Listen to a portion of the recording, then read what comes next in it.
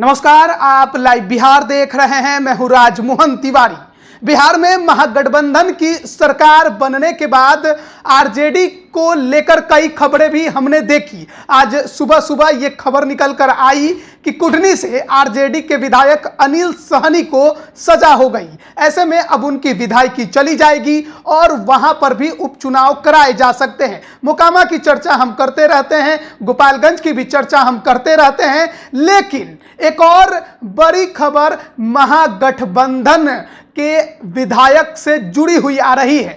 जी हां, छपरा जिले के मांझी विधानसभा के सीपीआई-एम के विधायक सतेंद्र यादव से जुड़ी हुई ये खबर है। सबसे पहले आपको ये जानकारी दे दे कि 2007 में जदयू के कार्यकर्ता तारकेश्वर सिंह की हत्या को लेकर उन पर और 5 अन्य पर आरोप लगाए गए थे और अब वो गवाही पूरी हो गई है। और जिस प्रकार के संगीन आरोप है और जिस प्रकार की गवाही जो एमपी एमएलए कोर्ट है उसमें हुई है, उसके बाद खबर ये निकल कर आ रही है कि बहुत जल्द जो एमपी एमएलए कोर्ट है वो विधायक सतेंद्र यादव के खिलाफ में फैसला सुना सकती है। हालांकि आखिरी प्रक्रिया अभी बाकी है, लेकिन सूत्रों से खबर यही मिल रही है कि जब फैसला आएगा तो हो सकता है कि सतेंद्र यादव के खिलाफ जाए।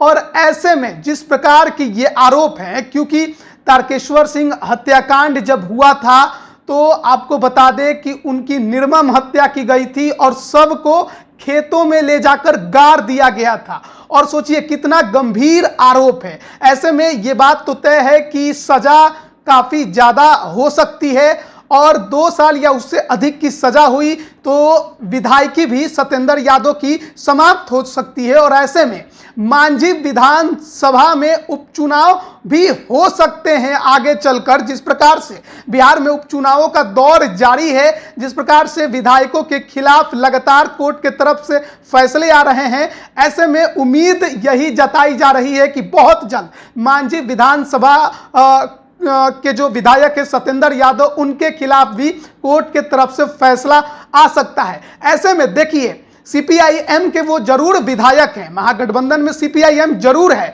लेकिन राजद भी अब उस सीट को लेकर तैयारी कर रही है। और आपको बता दें कि पिछले दिनों जिस प्रकार से सदस्यता अभियान मांझी विधानसभा में आरजेडी ने चलाया, उसको देखकर तो यही लग रहा है कि आरजेडी अभी से तैयारी में जुट गई है कि अगर कभी भी ऐसी परिस्थितियां हुई कि मांझी विधानसभा में उपचुनाव हुए तो उनकी पार्टी तैयार रहे। देखिए, आखिरी बार आरजेडी या कहिए पहली बार आरजेडी 2010 के चुनाव में यहां पर उतरी जरूर थी और दूसरे नंबर पर रही थी, वो हार गई थी। और उसके बाद से आरजेडी इस सीट पर अपने उम्मीदवार नहीं उतारती है।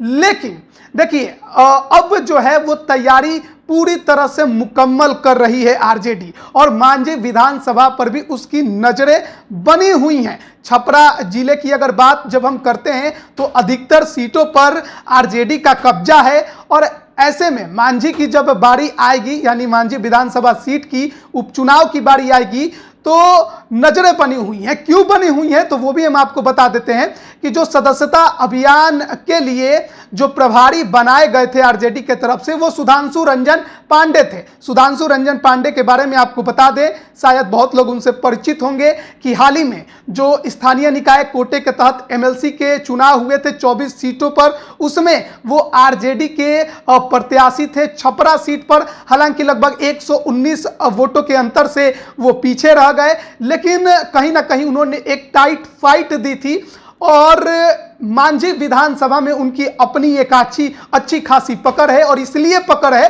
क्योंकि मांझी विधानसभा को लेकर कहा जाता है कि यहां पर ब्राह्मण जो हैं वो निर्णायक वोटर होते हैं। अगर बहुलता की बात करें वोटरों की तो सवर्णों का वोट इस क्षेत्र में सबसे ज़्यादा है, राजपूत का भी ज़्यादा है, इसके अलावा ब्राह्मण का भी काफ़ी ज़्यादा है। और देखिए, इसी जातीय समीकरण को ध्यान में रखते हुए और जिस प्रकार से आरजेडी को लेकर काफी कुछ चर्चाएं चल रही हैं कि सवर्णों को भी लुभाने का प्रयास हो रहा है, ऐसे में सुधांशु रंजन पांडे मांझी विधानसभा में अगर उपचुनाव होता है तो आरजेडी के तरफ से उम्मीदवार हो सकते हैं। और बहुत लोग ये कहेंगे कि ये तो सीपीआई-एम का सीट है, महागठबंधन में वो है, ऐसे में आरजेडी यहां पर क्यों अपना उम्मीदवार देगी। देखिए, इसके पहले भी महागठबंधन थे, लेकिन बावजूद कुशेश्वर स्थान में कांग्रेस की जगह आरजेडी ने अपना उम्मीदवार उतारा ना, तो आरजेडी कहीं भी उम्मीदवार उतारने के लिए अब तैयार है। बड़ी पार्टी उभरकर बनी है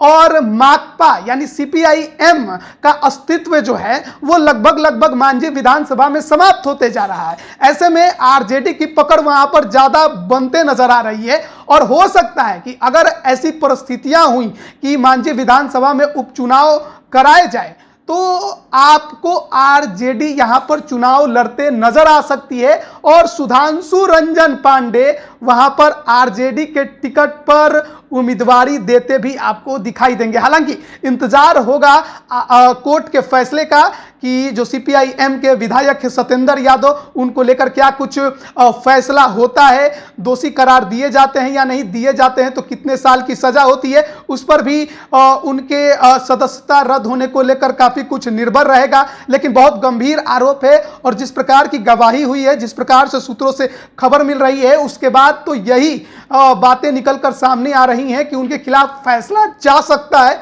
और आरजेडी पूरी तरह से तैयार है कि इस बार मांझी विधानसभा में उम्मीदवार उतारना है और इस सीट को भी अपने पाले में करना है। आप बने रहिए लाइव बिहार के साथ, तमाम अपडेट हम आप तक पहुंचा रहे हैं। आप सभी का बहुत बहुत धन्यवाद। लाइव बिहार यूट्यूब पर सब्सक्राइब और फेसबुक पर लाइक जरूर करें।